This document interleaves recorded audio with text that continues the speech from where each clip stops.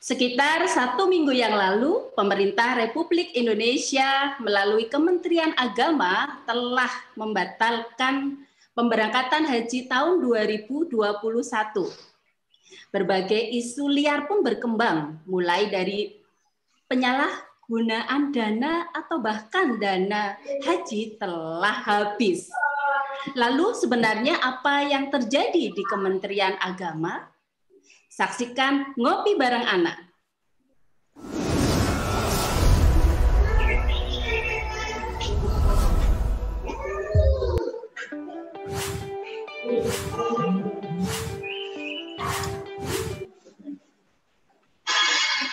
Assalamualaikum warahmatullahi wabarakatuh. Selamat malam sahabat inspirasi dimanapun Anda berada.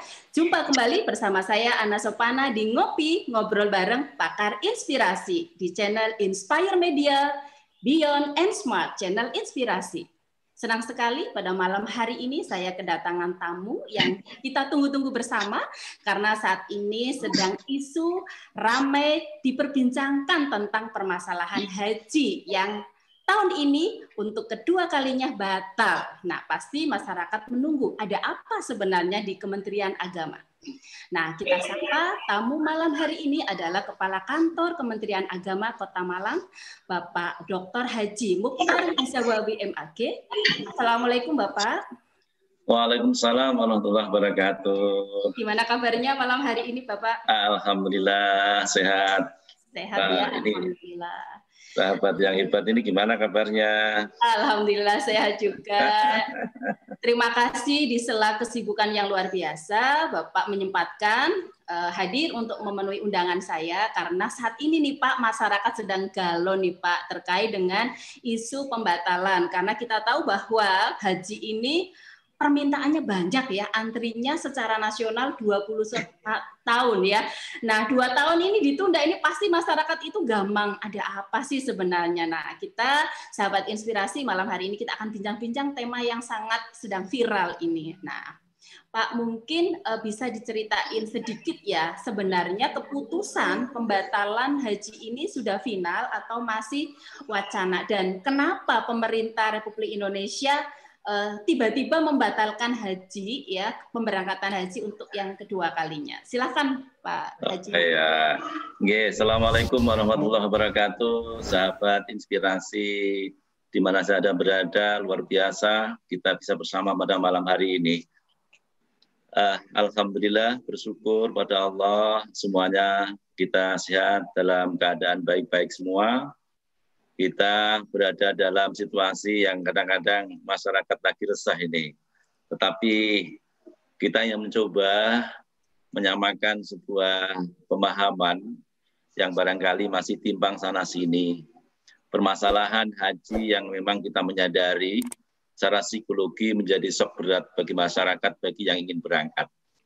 Tetapi kemudian sesungguhnya yang perlu kita pikir bersama adalah sesungguhnya bahwa kita ini harus menyadari bahwa haji itu sesungguhnya adalah amanah, haji itu adalah takdir, haji itu adalah panggilan Allah.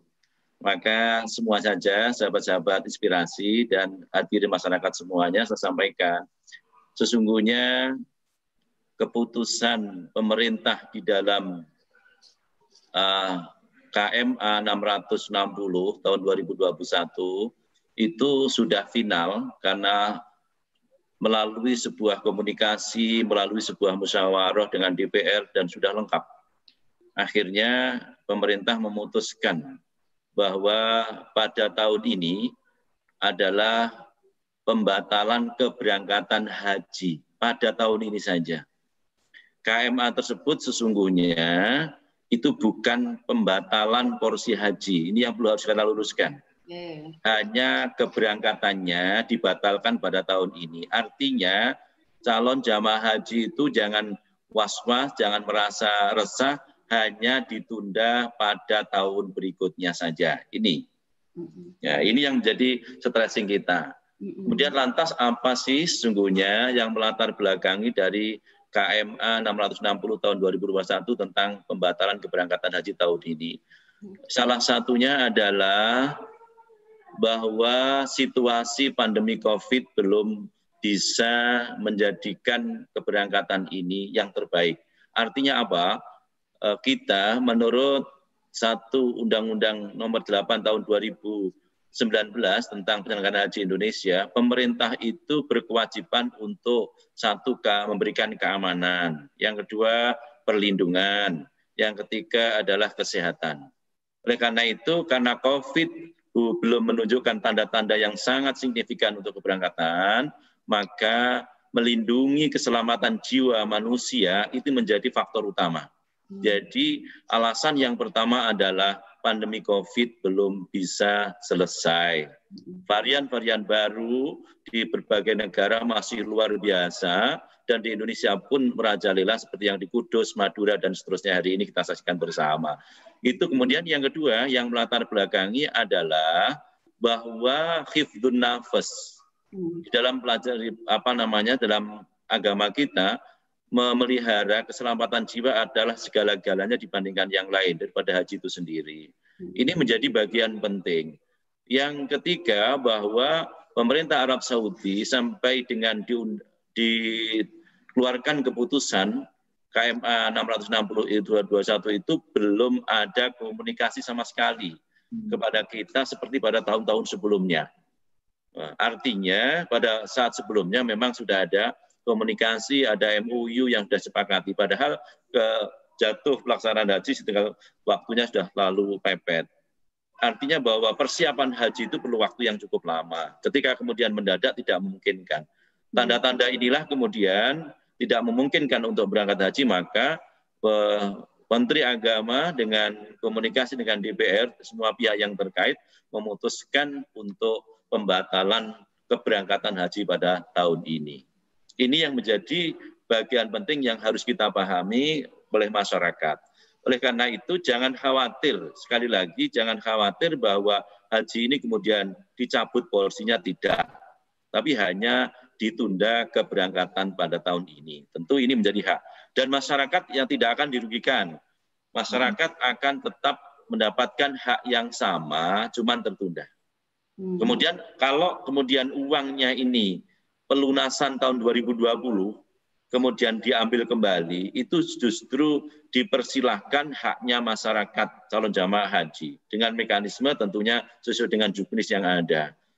Maka yang penting porsi haji kita yang sudah ada 25 juta yang kita antri kurang lebih 7 tahun sampai 10 tahun yang lalu, itu jangan diambil. Kalau itu diambil, maka tercabutlah porsi kita dan harus kembali kepada awal lagi gitu. Ini yang menjadi stressing. Oleh karena itu harus hati-hati. Jangan kemudian disebut bahwa ini gagal total. Nah, bagaimana dengan masalah kemudian isu-isu dipakai untuk ini itu adalah tidak benar.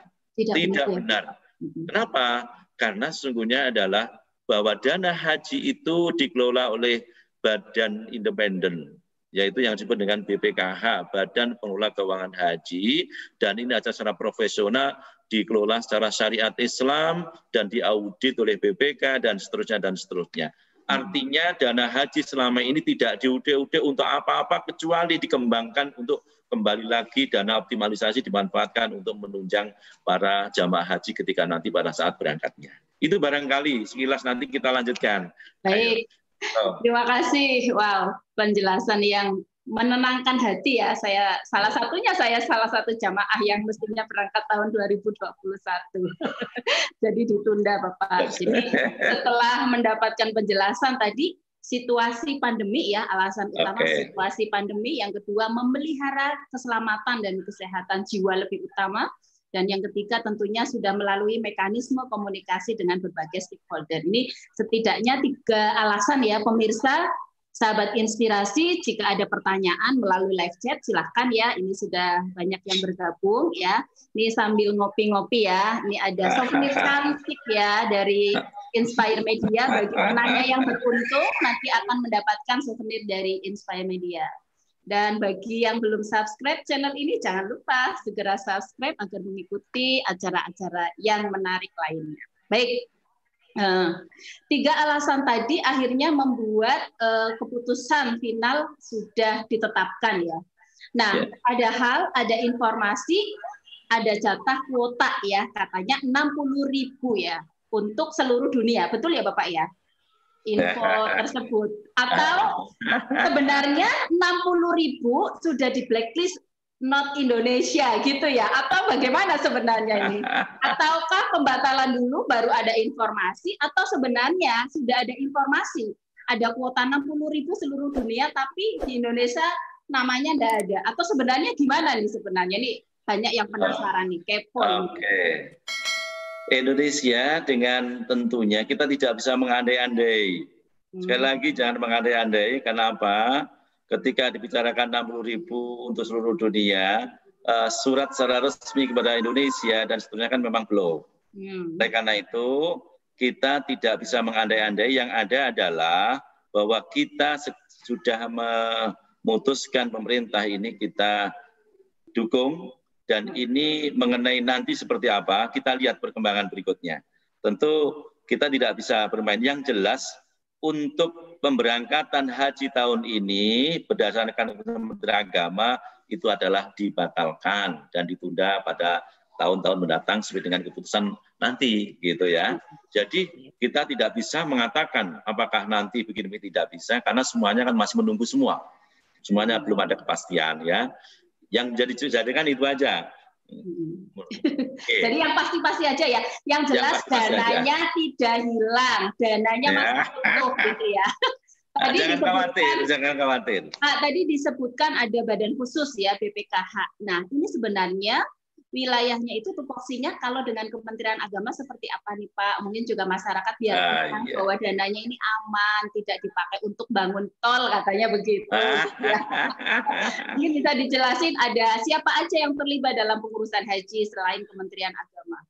Oke, sesungguhnya keterlibatan haji antara BPKH dengan Kementerian Agama sesungguhnya satu, untuk pengamanan dana berdasarkan Undang-Undang 34 tahun 2014 dibentuklah undang-undang yang menyebut dengan lembaga BPKH itu.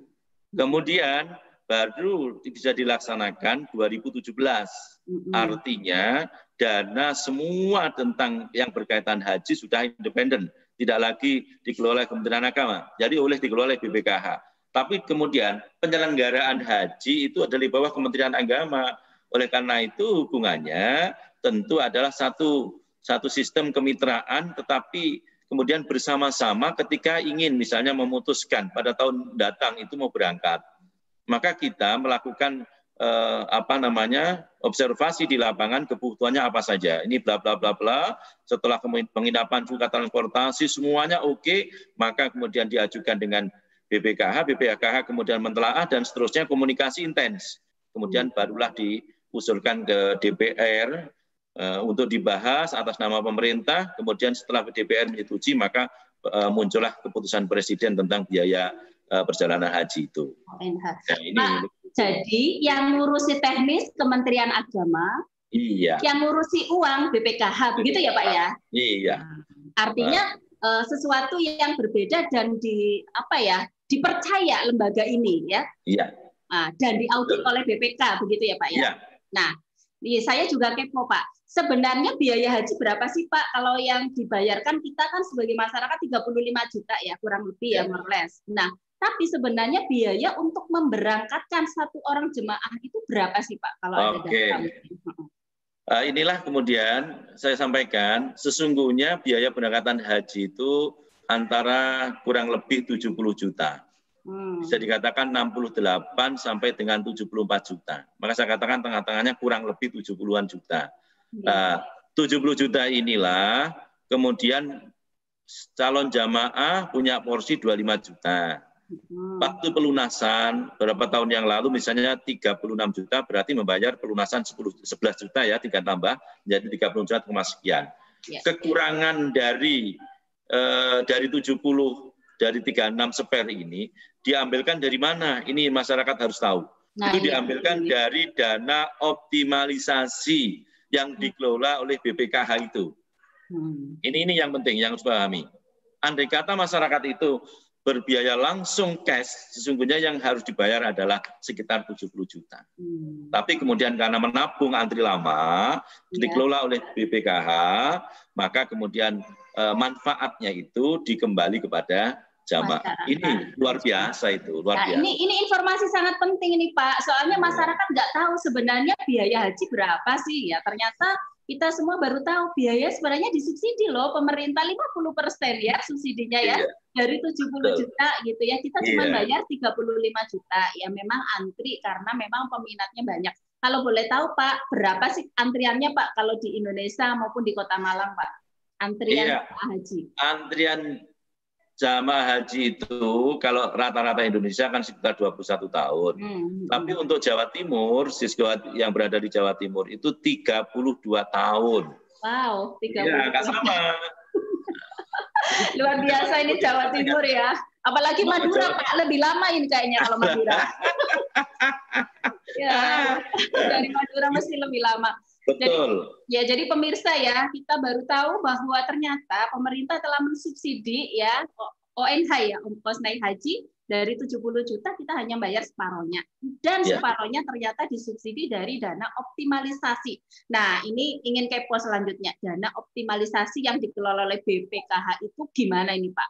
Apakah terserah BPKH atau melalui mekanisme persetujuan DPR atau seperti apa nih Pak? Jangan-jangan nggak halal, takutnya begitu ya. Nah ini memastikan bahwa dananya itu dikelola secara syariah atau baik ya, sehingga kita pun baik ya. Ini biar pemirsa juga tenang nih yang ini Pak.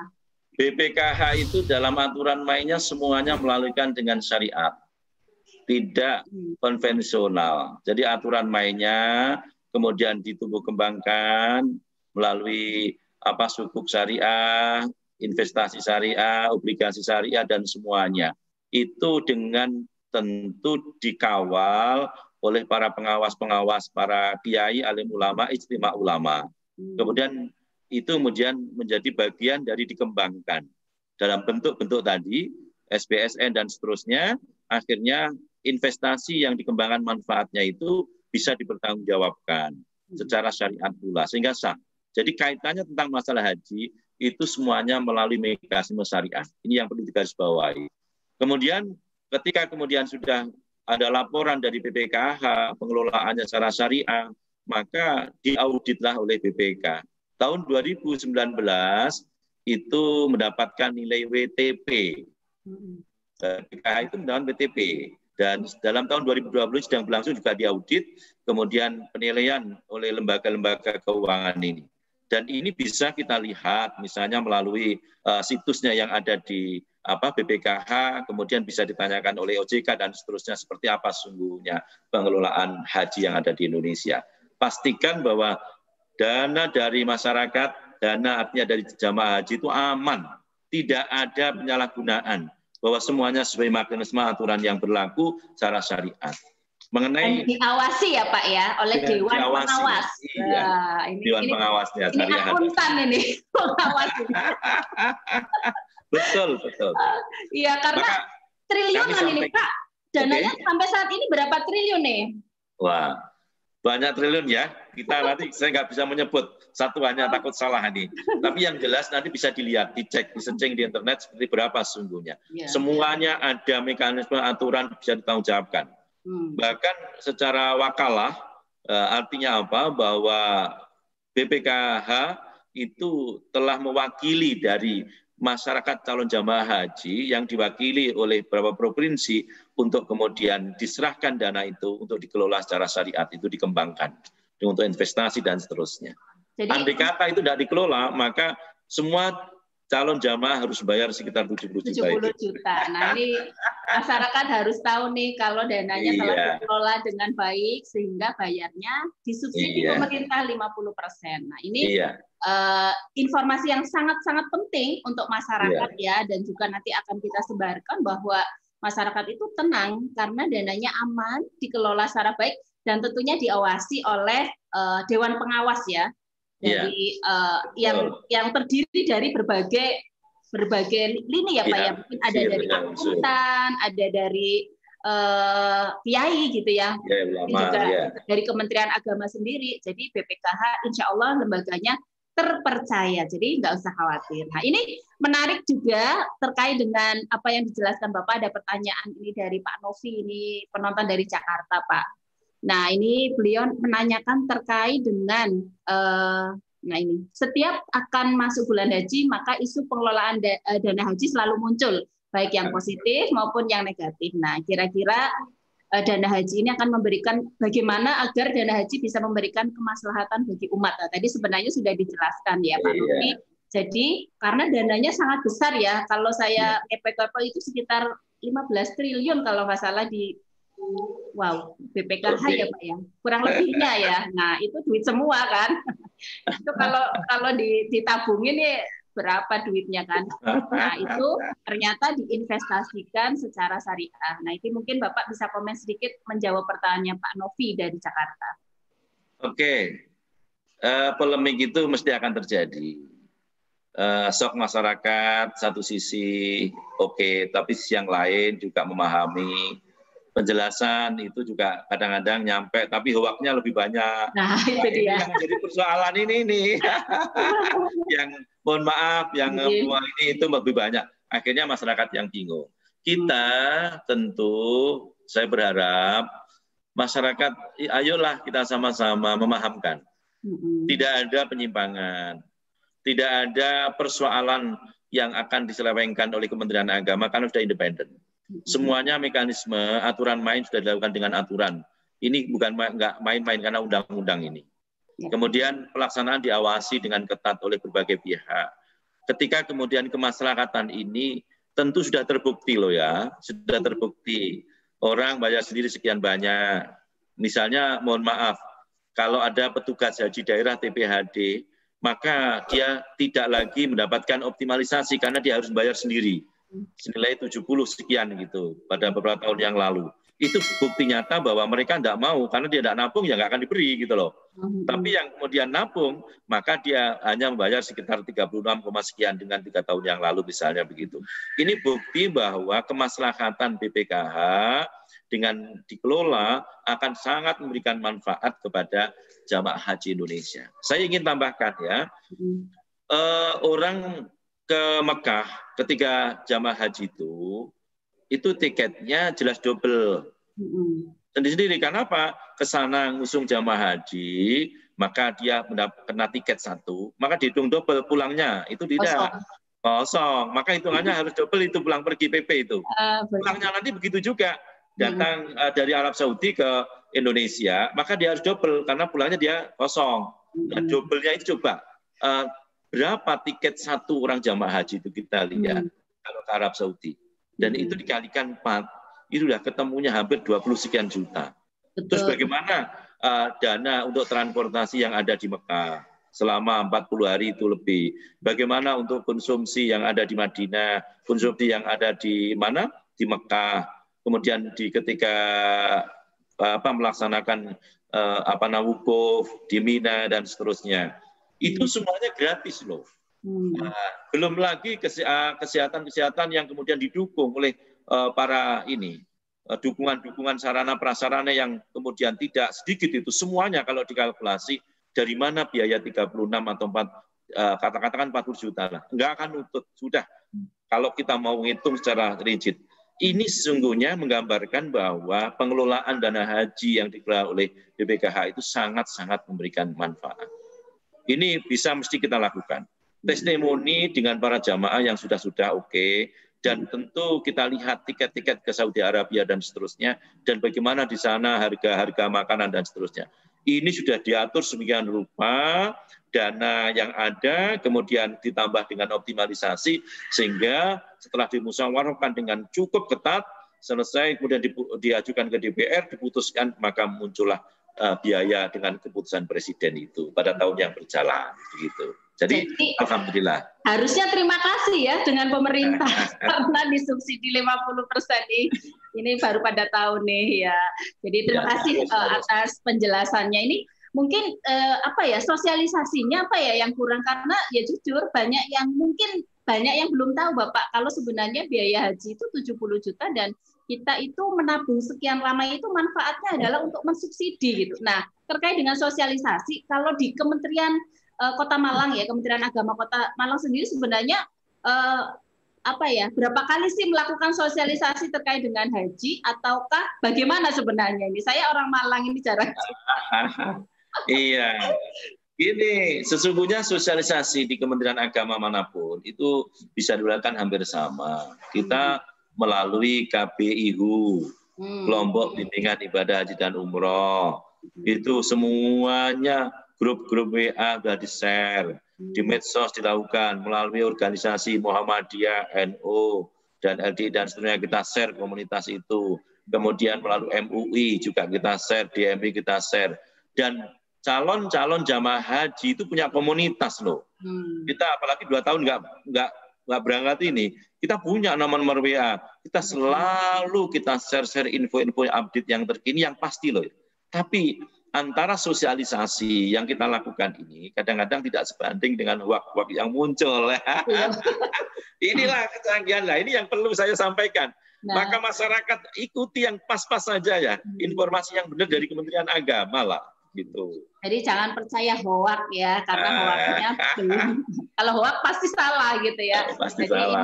Ini penjelasan langsung dari pemerintah ya melalui Kemenak Kota Malang. Ini keren banget nih. Terima kasih sudah memberikan pencerahan dan inspirasi kepada kita semua ya, sesuai dengan tema kita ya, inspirasi ngopi bareng Ana ini. Baik, pemirsa silakan kalau ada pertanyaan terkait dengan pembatalan haji, terkait dengan penggunaan dana, silakan boleh ditulis di live chat ya, kita tunggu. Pak, terkait dengan biasanya orang-orang kan membandingkan, haji di Malaysia lebih murah gitu ya, atau lewat negara lain lebih murah gitu. Kalau menurut Bapak ada nggak Pak informasi sebenarnya di Indonesia itu lebih murah atau sama dengan negara sebelah, atau seperti apa, barangkali ada informasi Pak? Kalau di Indonesia sesungguhnya sudah memakai sistem zonasi loh ya. Perlu saya informasikan, misalnya di Aceh itu lebih murah dengan yang di Surabaya. Gitu. Nah, tentunya ke daerah NTT lebih mahal lagi. Maka ketika digedok BPIH biaya haji itu, maka berbeda-beda zonasi. Jadi embarkasi zona katakan Surabaya, katakan ya pada waktu itu sekitar 36, sekian, maka di zona timur itu sampai hampir 40. Sementara di Aceh itu sekitar hanya 33-an lah kurang lebih itu. Ini zonasi. Itu terkait dengan keadilan jarak jauh. Maka kemahalan atau tidak itu dilihat dari berbagai sudut. Kalau dari Indonesia diadilkan karena jarak, Indonesia ini kan Indonesia Raya ya, dari Sabang sampai Merauke, berpulau-pulau, berjajar-jajar. Suku, aduh macam-macam ya, berapa? Coba. Panjang kali lebar ya, panjang kali lebar. Kalau dibandingkan Malaysia deh, lebih luas Jawa Timur loh. Ya, maka betul. kuotanya juga lebih banyak. Kita Jawa Timur aja kuotanya 34, ya, kurang lebih 34. 33, sekian 34 kurang lebih. Itu satu Jawa Timur. Sedangkan di Malaysia cuma berapa? Cuma 10.000. Ayo, bandingkan hanya sepersekiannya dari Jawa Timur. Artinya dalam pengelolaan haji memang berbeda-beda dengan sistem berbeda.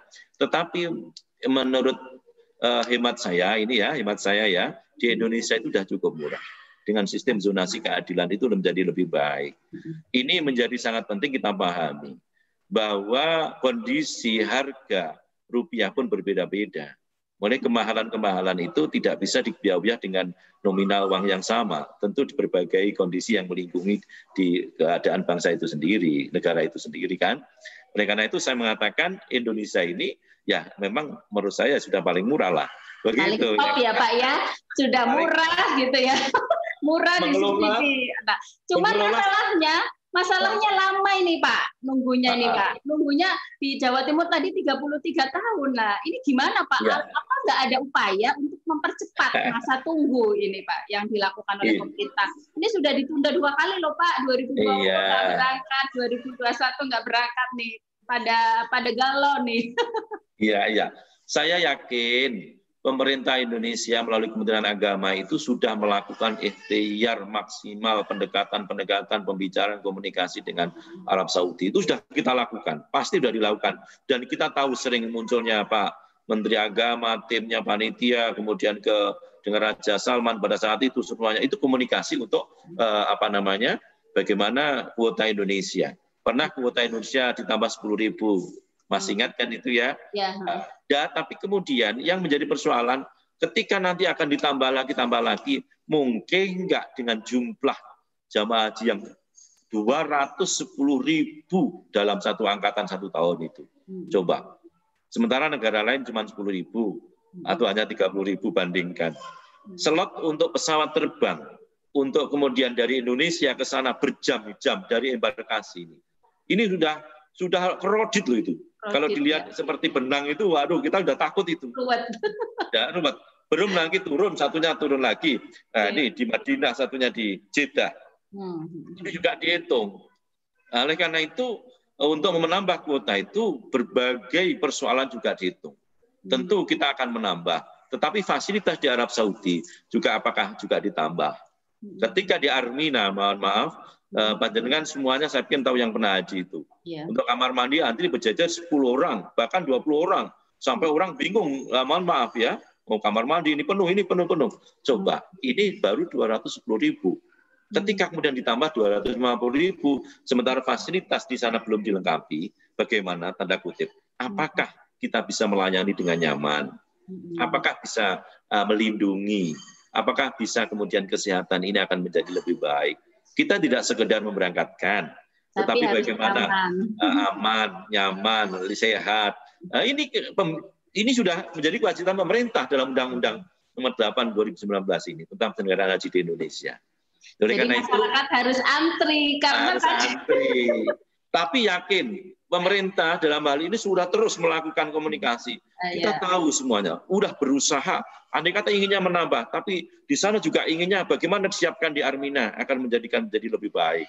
Jangan sampai kemudian jadi korban jamaah kita dengan pertumpukan dan seterusnya. Artinya jadi, intinya harus dua pihak ya Pak ya, dari kerajaan Saudi dan juga dari Indonesia. Kita mau nambah, tetapi fasilitas di sana juga tidak maksimal, kita akan berbahaya untuk masyarakat kita gitu ya, jamaah kita. Jadi itulah kenapa antrinya panjang dan lebar. 33 tahun loh Pak. Nah, makanya begini, saran saya ke haji itu syukurilah orang-orang yang sekarang sudah hanya tertunda pada tahun depan, mudah-mudahan begitu ya. Ini jenengan yang sudah antri-antri ini, alhamdulillah sudah Pak satu, tinggal berangkatnya saja. Misalnya Bu Ana ini ya, Bu Ana ini mau berangkat tahun 2001 kan? Iya, nah, 2001. Alhamdulillah. Ditunda. Nanti tinggal menunggu tahun depan aja kan itu. Amin. Kalau nggak ditunda lagi loh ya. Nah, jangan ini ya nggak boleh, harus husnudon. Nggak boleh diusahakan. Nah, ini kemudian kita harus akui betul bahwa bersyukurlah bagi yang punya porsi, apalagi yang mau berangkat walaupun tertunda. Nah, ini disyukuri betul. Walaupun kurang 5 tahun, 6 tahun ke depan, syukuri. Dan yang paling penting sudah daftar syukuri. Dan yang belum ini yang paling penting segera daftar. Nah, perkara mau berangkat tahun berapa itu menurut saya nomor sekian. Sudah daftar, sudah dicatat ya Pak ya? Sudah daftar, sudah dicatat nih, sudah niat. Allah itu kan Maha Rahman Rahim, niat baik saja, itu dicatat oleh Allah loh. Itu sudah mabrur. Tapi kalau belum, terus dia sudah kaya raya, itu yang menjadi persoalan gitu ya. Dan pesan saya kepada masyarakat, tolong jangan kemudian porsinya dicabut gitu loh. Jadi bolehlah pelunasannya yang 2020 kurang lebih misalnya 11 juta, 12 juta itu ditarik kembali, itu haknya jamaah haji, calon jamaah haji. Tapi yang porsi 25 juta yang menjadi porsi itu jangan diambil, kalau diambil sekali lagi menjadi habis, kemudian harus kembali ke titik nol lagi. Gitu ya, dan mudah kok, mekanismenya mudah, saya beritahu. Misalnya mau ambil jamaah ini, aman atau tidak aman, karena dibutuhkan. Kemudian kita lakukan aja untuk permohonan ke Kementerian Agama yang kurang lebih dana 11-12 juta itu untuk ditarik kembali. Mekanismenya sangat mudah dan kembali ke rekening, bukan kembali ke Kementerian Agama loh ya. Jadi misalnya gini gambarannya, panjenengan mau membatalkan misalnya, mengambil dari pelunasan. Itu mengajukanlah ke Kementerian Agama dengan melampirkan porsi haji, KTP, KK dan seterusnya. Maka dengan buat permohonan, habis itu dari Kemenak Kota Malang langsung ke Kementerian Agama Pusat secara online. Di Ditjen PAU di sana, kemudian ada validasi, semuanya klik, maka baru dikirimlah ke BPKH. BPKH kemudian validasi, selesai, rekening masuk ke YBS kembali utuh tanpa dipotong Rp1.000. Dan ingat, tidak ada potongan Rp1.000 pun di Kementerian Agama maupun yang lain, karena semuanya online. Beres, yang penting lebih cepat, gitu ya.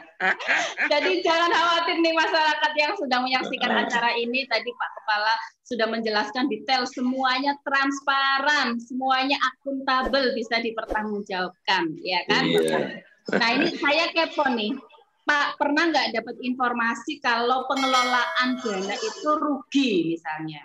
Pernah nggak Pak? Atau selalu untung dari pengelolaan dana ini? Saya kepo nih Pak, kalau rugi yang nanggung siapa nih Pak? Kalau dana yang dikelola itu pastilah untung. Selama ini sangat menguntungkan. Buktinya adalah bisa membayar optimalisasi haji hampir 50% coba Pak yang. Pak, bahkan ada isu ini loh Pak. Saya pas share isu pembatalan haji itu ada yang komen, Bu Ana dananya habis katanya gitu.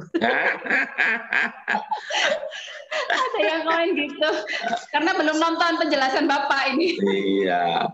Ya kita maklum ya, dari sekian banyak komunitas masyarakat yang hikum kayak gini luar biasa, dan medsos yang kayak begini, antara ini tadi yang hoak itu lebih besar kadang-kadang dengan penjelasan.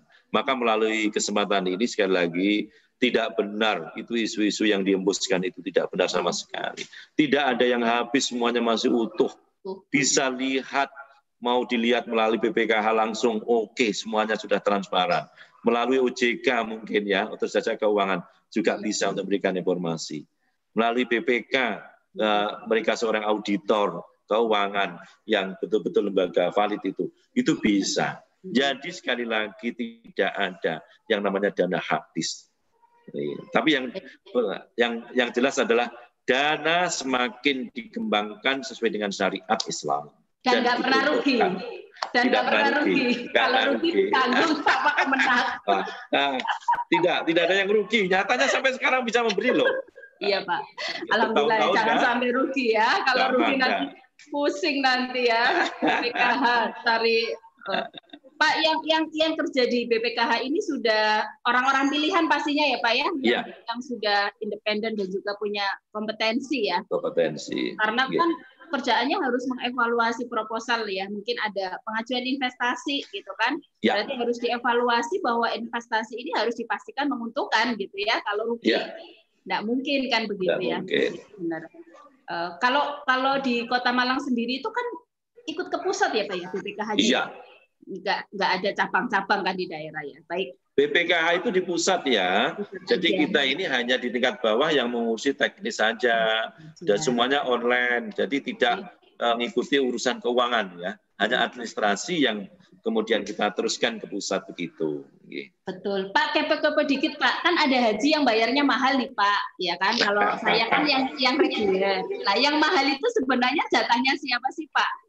Yang haji plus atau haji apa ya istilahnya undangan gitu, itu gimana Pak? Barangkali masyarakat juga butuh informasi. Ini mulai nih macam-macam ini. Oke, haji plus ada mekanisme sendiri, ada porsinya sendiri. Jadi haji plus itu ada namanya haji khusus.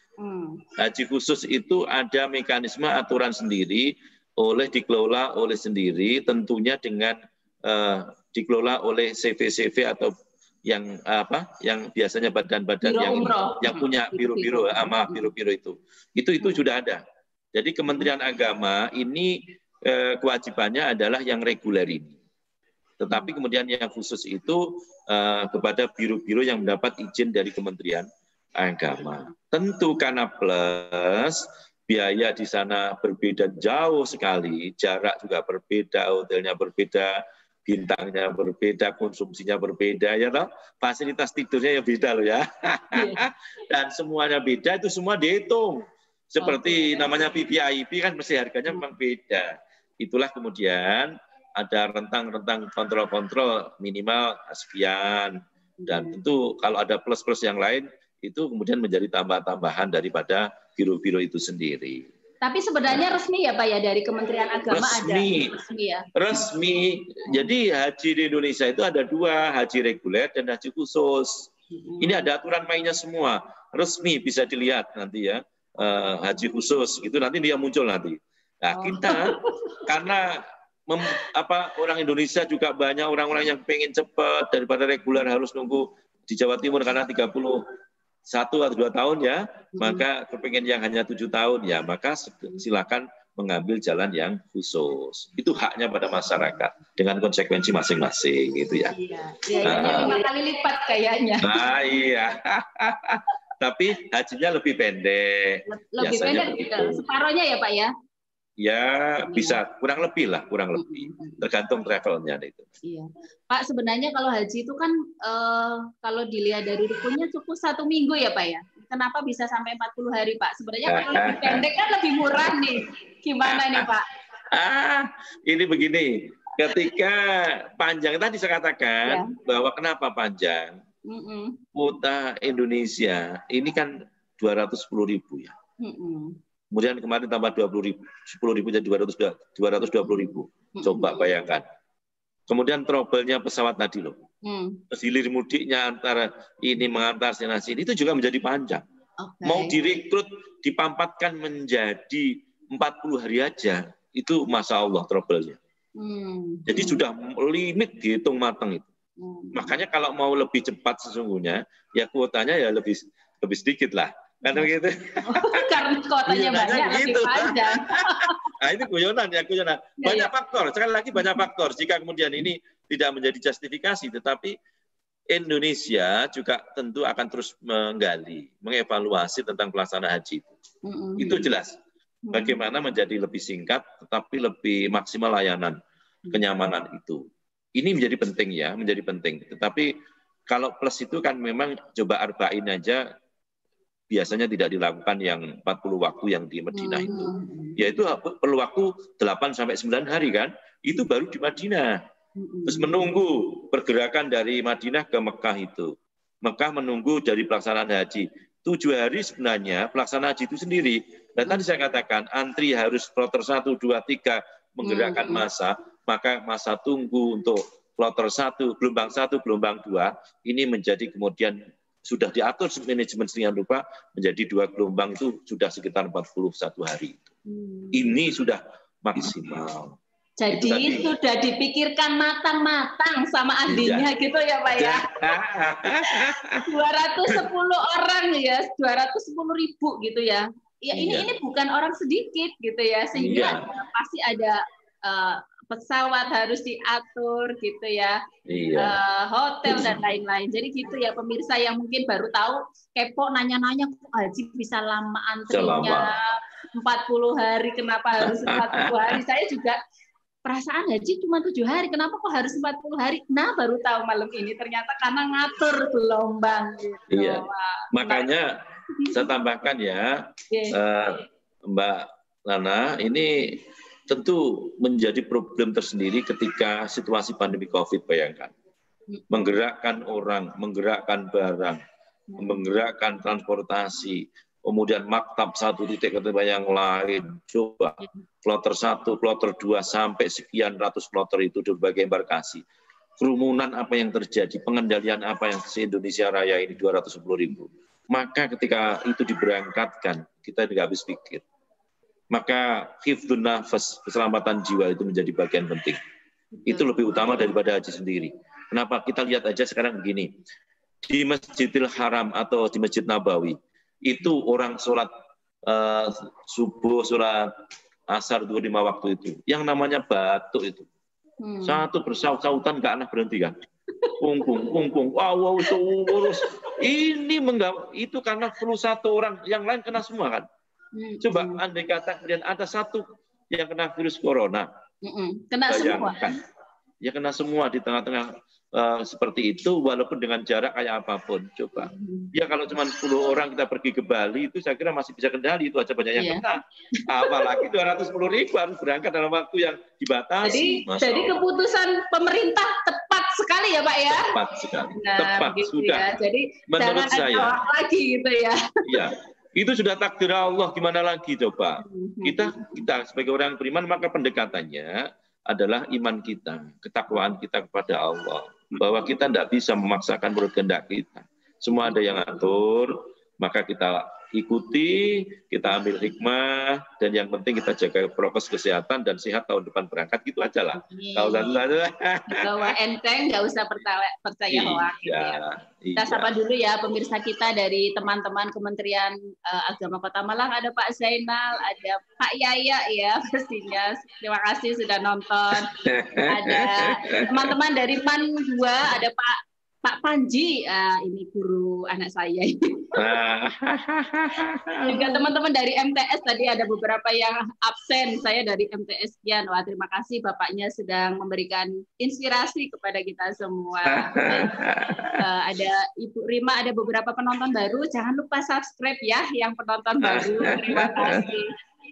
Nah, ini juga banyak doa ya dari teman-teman penonton. Semoga yang ustadzah yang berangkat tertunda disegerakan. Amin ya robbal alamin. Amin.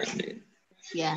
Baik, ini menjawab beberapa pertanyaan mungkin. Pak, kira-kira haji itu ada asuransinya nggak, Pak?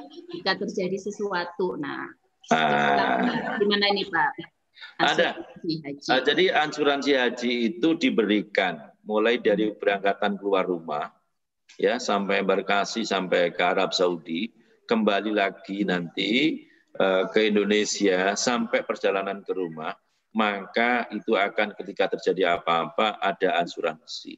Termasuk ketika meninggal di pesawat terbang pun asuransi. Tapi gini, saya tambahkan, sampai guyonannya begini, kalau ingin asuransinya banyak, meninggalnya di atas pesawat terbang dong. Gitu. Alhamdulillah nggak mau, Pak.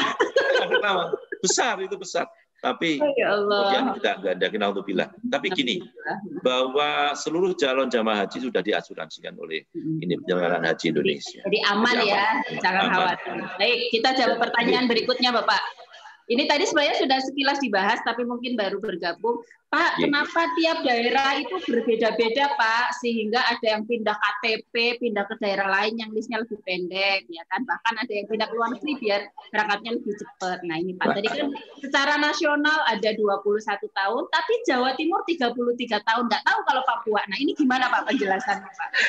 Begini, Sesiohat itu memang ada yang berprovinsi, ada yang per Kapko, itu tergantung daerah. Tetapi kemudian daerah tertentu yang jumlah jamaahnya, rakyatnya banyak, jumlah penduduknya banyak, yang mendaftar banyak kayak Jawa Timur termasuk banyak, maka tentunya menjadi lebih tinggi antrinya.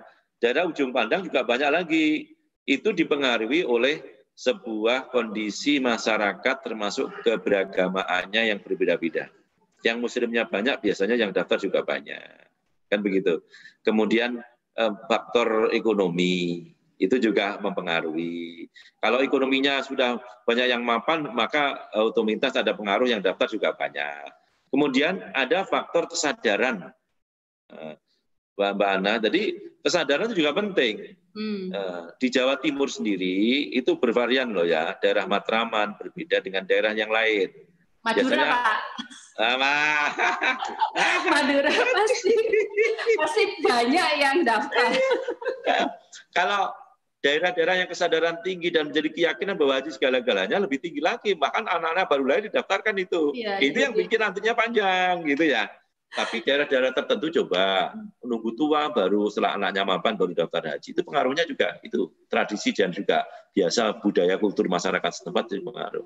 Jadi ketika kemudian di daerah-daerah NTT mungkin lebih jaraknya nggak terlalu jauh, Papua mungkin juga nggak sepadat yang ada di Jawa Timur. Itu kan karena berbasis daripada provinsi daerah masing-masing. Maka kalau kemudian ingin pindah KTP dan itu, wah itu bukan urusan saya, itu mana ya? Itu urusan mereka ya. Silakan saja ya Pak ya. Silakan saja tutup mata mau pindah ke daftar lewat Papua biar cepat gitu, boleh-boleh aja. Kalau kita di Kementerian Agama itu kan berbasis juknisnya, aturan regulasi yang ada, datanya lengkap, kita tidak bisa menolak apapun. Tapi kemudian setelah itu muncul mutasi pindah. Mutasi itu pun ada mekanisme dan memang ada diperbolehkan dengan alasan-alasan tentu. Maka itu diserahkan jamaah, kita tidak ikut urusan pribadi jamaah itu masing-masing. Gitu.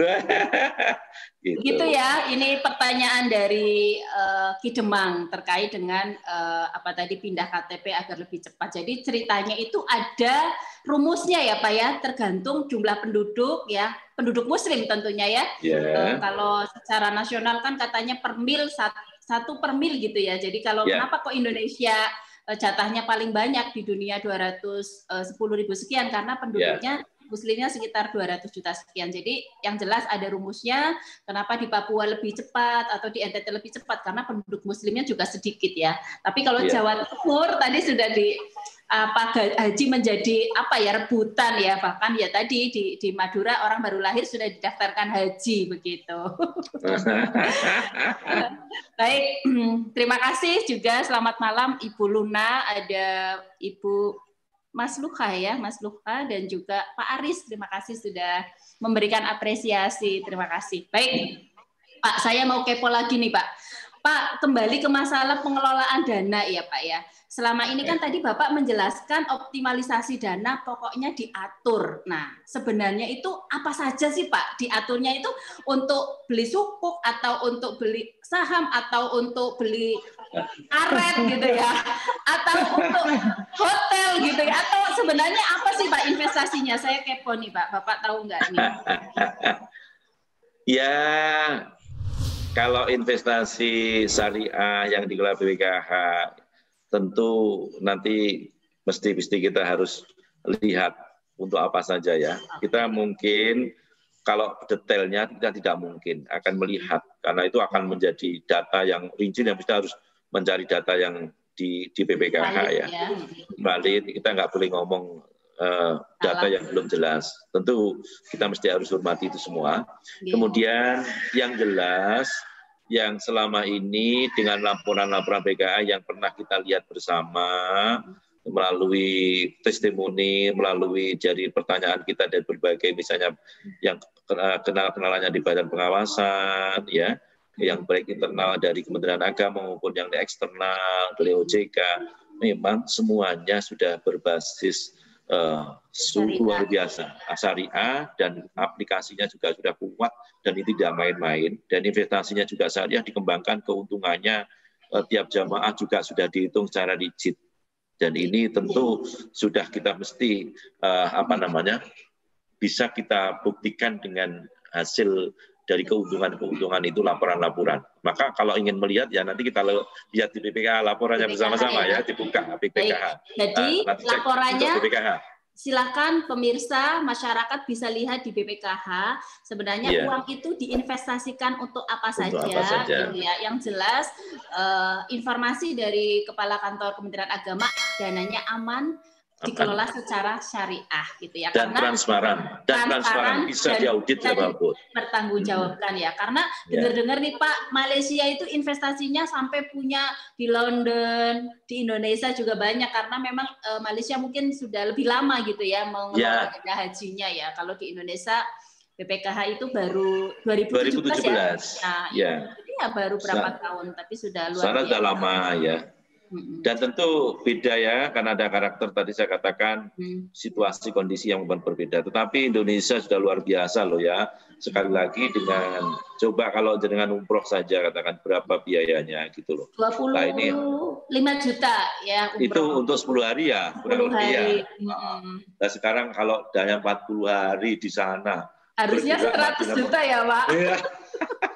Cuman bayar 36 juta, nggak rasional kan dari situ aja, betul itu. Jadi masyarakat tenang ya, tenang bahwa dana ini aman ya, tidak seperti hoak-hoak katanya habis dipakai buat jalan tol dan infrastruktur. Tidak benar ya, tidak benar ya. Silakan nanti informasi ini di-share sebanyak-banyaknya.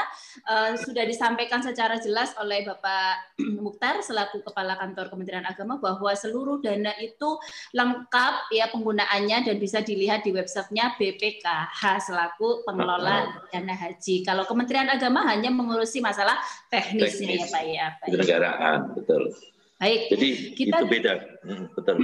Jadi tolong dibedakan ya, dibedakan bahwa Kementerian Agama dengan teknis penyelenggaraan ini sudah melakukan pengalaman dari bertahun-bertahun ini, dan ini indeks kepuasan jamaah haji. Ini saya sampaikan dari tahun ke tahun mengalami peningkatan luar biasa.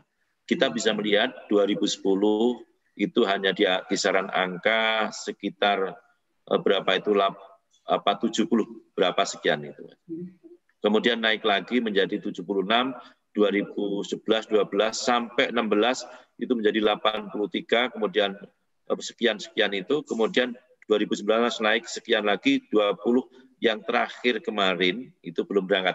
Kita sudah ada indeks kepuasan para jamaah itu sekitar 87,sekian%. Ini yang kita mesti pakai data ya. Nanti bisa lihat data indeks kepuasan jamaah. Ya, setelah 40 hari di sana dia diukur semuanya. Mulai dari catering, mulai daripada hotel, mulai dari transportasi, mulai dari kesehatan, ya, mulai keamanan di sana. Ini tiap tahun mulai dari 2010 trennya adalah naiknya cukup signifikan. Jadi yang masyarakat harus saya pahamkan, Mbak Ana, dan masyarakat semuanya, tolong mungkin orang yang pernah haji tahun 2005, 2008, 2010, 11 sampai 2020 perkembangannya luar biasa. Betul itu. Kami karena pelaku itu berangkat berkali-kali gitu ya. Luar biasa. Saya umroh aja berkali-kali, tapi kalau haji masih antri. Jangan khawatir, jangan Mbak Ana. Lagi. Yang penting optimis, jaga kesehatan, mudah-mudahan umur panjang, semuanya berangkat, pasti berangkat. Amin ya. Dan itu takdir ya Pak ya, katanya Pak ya. Takdir. Kalau ya tidak hanya takdir ya. Saya titip juga bahwa kemabruran haji itu tidak kemudian ditentukan dengan buru-buru juga. Kesabaran antri menunggu dengan dibatalkan pemberangkatan tahun ini adalah bagian tanda-tanda kemabruran. Kemabruran nanti pada waktu sebelum berangkat diuji, pada waktu pelaksanaan diuji, nanti setelahnya juga diuji kemabrurannya. Jadi tetap tenang, hati yang damai, ikhlas, dan husnudon, berpikir yang positif, insya Allah kita itu tidak akan kemana Allah menyayangi kita. Itu loh. Baik, kita jawab pertanyaan lagi dari Ibu Eki Agustin. Pak, andai tahun depan boleh haji, tapi aturannya seperti umroh dibatasi maksimal 50 tahun. Gimana dengan yang usianya di atas 50 tahun? Sudah antri lama, nggak boleh berangkat. Gimana nih Pak? Tadi sudah saya jawab bahwa itu harus ukur, ya harus bahwa kemabruran itu ujian seperti ini. Jadi gini loh. Untuk tahun depan tentu nggak bisa kita putuskan hari ini. Yang bisa kita lakukan adalah berdoa agar pandemi COVID sebagai penyebab utama tidak berangkat ini sekejar sirna dari di dunia, sehingga kita harapkan nanti Saudi akan aman dari COVID sendiri, Indonesia juga khususnya aman, dan negara-negara aman, otomatis kembali normal lagi lah. Kita sekali lagi jangan berpikir yang terlalu berlebihan di awal. Urung berangkat terus ngomong 50 tahun dibatalan. Nanti doanya malah khawatir. Jangan. Apa yang kita katakan, apa yang kita rasakan itu sebagai doa. Saya menyarankan jangan. Ya Allah, berikan tahun depan saya berangkat dengan ridho-Mu. COVID adalah ujian darimu, kembalikan padamu. Segeralah sirnakan. Gitu loh. Jadi bagi masyarakat yang usianya 50 tahun ke atas, tenang saja ya Pak ya. Nggak usah terprovokasi dengan isu-isu yang tidak benar. Ini kan yang ditanyakan kan kalau memang sempat ada isu Pak bahwa haji karena COVID ini dibatasi usia maksimal 50 tahun karena kalau usia tua rentan terhadap COVID. Nah, seperti itu sehingga pertanyaan Mbak Eki itu menjawab kegalauan itu sebenarnya. Mungkin untuk ibunya gitu ya. Nah, seperti itu. Gini loh ya, umur itu kan kita nggak punya hak atau yang milik Allah. Jadi ketika memang di atas 50 tahun rentan, ya itu bisa sangat, kita nggak bisa bohongi dunia medis kan ya. Dunia tua itu kan berbeda dengan dunia muda lah ya. Hanya saja begini, itu kan belum pasti. Seandainya terjadi, nantilah kita atasi bareng-bareng lah. Kita yang penting saya ingin mengajak, jangan terlalu mengandai-andai. Yang ada ini ajalah tetap kita lakukan yang terbaik, kita syukuri. Untung. Dan saya tambahkan ya Mbak Ana, dan Pak siapa tadi yang bertanya, sahabat inspirasi kita, siapa namanya Mbak Ana? Yang pertanyaan yang mana Pak? Yang terakhir tadi? Ki Demang. Ki Demang. Gini loh, bahwa sungguhnya haji itu kan salah satu rukun Islam. Jadi jangan dianggap sebagai momok harga mati ya. Bahwa ada syahadat, sholatnya ini juga nggak kalah dengan haji juga. Puasanya juga sama, harus diperkuat. Kemudian zakatnya ini loh, zakat mal, zakat zakat fitrah jelas ya, zakat mal. Terus infak sedekahnya itu juga nggak kalah dengan nilai-nilai haji. Nah, artinya bahwa haji bukan harga segalanya dalam Islam, tetapi kemudian yang cukup istitoah dalam biaya, kesehatan, maka menjadi kewajiban. Tapi ketika Allah memberikan satu takdir, ya harus tertunda 2 kali. Ini adalah bukan akhir segalanya bagi seorang yang beriman pada Allah. Itu harus kita akui ya, biar nanti kita hidup ini nyaman. Udah. Masih banyak yang kita harus lakukan. Baik, masih banyak pertanyaan, tetapi karena kita dibatasi waktu ya, yang jelas Allah bersama orang-orang yang sabar ya Pak Dimas ya. Terima kasih. Bapak, jadi tadi Bapak sudah banyak menjelaskan gitu ya, pemirsa. Amin, semoga dimudahkan. Baik, Bu Eki, semangat Bu. Baik, Bapak mungkin bisa diberikan closing statement yang sangat penting gitu ya terkait dengan tema malam hari ini, isu pembatalan haji dan juga isu pengelolaan dana haji ya, untuk closing statement ya, karena kita sudah dikode waktunya habis. Oke, terima kasih sahabat inspirasi yang dirahmati Allah. Yang pertama saya ingin sampaikan, marilah kita tetap mensyukuri nikmat, ikhlas dengan takdir Allah. Takdir itu adalah amanah dan itu adalah merupakan panggilan Allah. Ketika Allah memberikan COVID-19 belum selesai, maka kita tetaplah syukur dan sabar. Itu yang pertama. Kemudian yang kedua, bahwa pemerintah ini tidak membatalkan haji dalam arti cabut porsi, gagal segalanya, tidak. Hanyalah menunda keberangkatan tahun ini dengan pertimbangan keselamatan jiwa, COVID yang belum berlalu, dan ini adalah yang lebih baik di atas segala-galanya keputusan ini, maka tentu kita mesti akan tetap menerima dengan sangat lapang dada. Kemudian dana haji itu sudah dikeluarkan secara profesional, syariat Islam dengan bagus, maka tolong dan nggak usah termakan isu-isu hoax dan seterusnya. Aman dan aman, sijah dipertanggungjawabkan, bisa dicek di BPKH, bisa dicek di OJK dan seterusnya. Saya berharap aman, jangan khawatir. Nah, ini yang jangan khawatir mengenai dana haji. Kemudian yang selanjutnya yang kita harapkan adalah menjaga kesehatan ini lebih penting hari ini. Dan prokes-prokes yang terkait dengan untuk jangan sampai kena COVID tahun depan agar supaya kita bisa berangkat.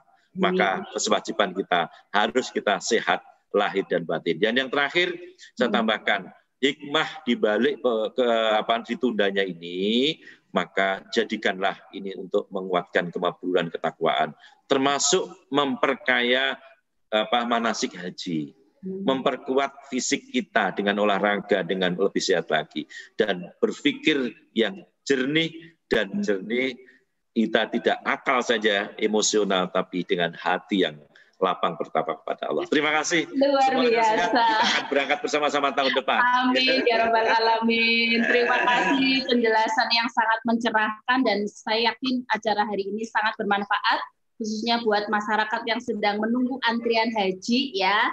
Dan bagi pemirsa yang sudah menyaksikan acara ini, saya mengucapkan terima kasih dan mohon silakan di-share sebanyak-banyaknya karena banyak sekali informasi yang penting yang telah dijelaskan oleh Bapak Dr. Haji Mukhtar selaku Kepala Kantor Kementerian Agama. Dan malam hari ini yang dapat souvenir ada 2 ya, ada Pak Novi dan juga Bapak Kidemang ya. Silakan bisa berikan alamatnya kepada live chat ini atau baru WA ke saya di nomor yang tercantum di IG. Oke. Baik, terima kasih Bapak sudah meluangkan waktu yang luar biasa. Semoga acara ini bermanfaat dan sampai jumpa di minggu depan dengan topik yang menarik lainnya. Terima kasih. Assalamualaikum warahmatullahi wabarakatuh. Sama-sama. Salam.